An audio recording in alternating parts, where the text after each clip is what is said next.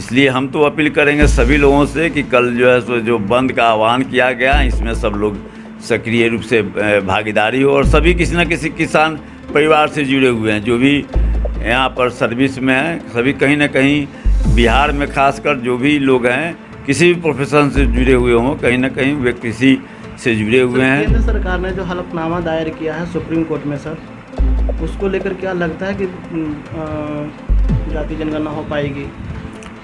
देखिए, जनता की आवाज़ जब उठती है तो बड़े बड़े तानाशाह धराशायी हो जाते हैं। नरेंद्र मोदी की क्या हैसियत है? जब जनता सड़क पर उतर जाएगी तो उनको जो है सो मजबूरन मांग को मानना पड़ेगा, और जो स्थिति है निश्चित रूप से इस मांग।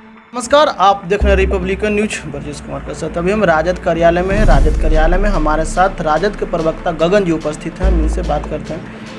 कल सर पूरे भारत बंद है, क्या आप लोग का राजद का स्टैंड रहेगा? देखिए, संयुक्त किसान मोर्चा के द्वारा भारत बंद का आह्वान किया गया है, और राष्ट्रीय जनता दल और महागठबंधन में जो भी घटक शामिल हैं बिहार में, सब लोगों का सक्रिय समर्थन और भागीदारी हुआ कल के बंद में। और हम लोग बिहार के लोगों से हम लोगों का अपील है कि यहाँ इस भारत बंद को सफल बनावें, क्योंकि जो अन्नदाता है उसका सवाल है, और इतना कई महीनों से लगातार संघर्ष कर रहे हैं लोग, और उसके बावजूद भी सरकार कोई नोटिस नहीं ले रही है, बात करना भी मुनासिब नहीं समझ रही है। तो इससे बड़ा और क्या हो सकता है?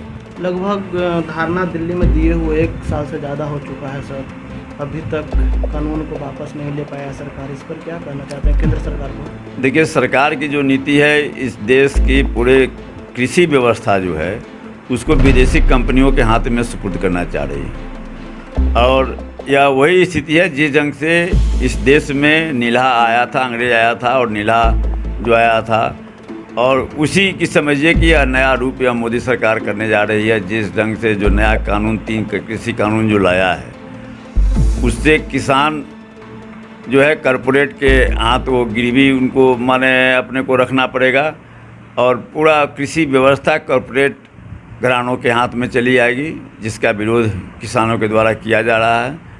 और जो जन विरोधी, किसान विरोधी यह जो 3 कृषि कानून बनाया गया है, इसके वापसी की मांग के लेकर जो आंदोलन चल रहा है, राजद पूरी तौर से उस संघर्ष के साथ है और किसानों की लड़ाई के साथ है। और किसानों के हित के लिए किसान संघर्ष मोर्चा के द्वारा जो यह कल हाँ हम लोग सड़क पर उतरेंगे। कल सोमवार दिन है सर, ऑफिस का टाइम है, तो क्या दिक्कत होगी? देखिए, यह अन्नदाता की लड़ाई है। जो अब आप कमा रहे हैं, नौकरी कर रहे हैं या कोई बिजनेस कर रहे हैं, और खाने के लिए, पेट भरने के लिए ना, और जो अन्न पैदा करता है, जिसके उपजाए हुए अन्न से आपका पेट भरता है, आज वही सड़क पर है। इतने दिनों से उसकी आवाज़ नहीं सुनी जा रही है। इसलिए हम तो अपील करेंगे सभी लोगों से कि कल जो है सो जो बंद का आह्वान किया गया, इसमें सब लोग सक्रिय रूप से भागीदारी हो। और सभी किसी न किसी किसान परिवार से जुड़े हुए हैं, जो भी यहाँ पर सर्विस में हैं, सभी कहीं ना कहीं बिहार में खासकर जो भी लोग हैं किसी भी प्रोफेशन से जुड़े हुए हों, कहीं ना कहीं वे कृषि से जुड़े हुए हैं। केंद्र सरकार ने जो हलफनामा दायर किया है सुप्रीम कोर्ट में सर, उसको लेकर क्या लगता है कि जाति जनगणना हो पाएगी?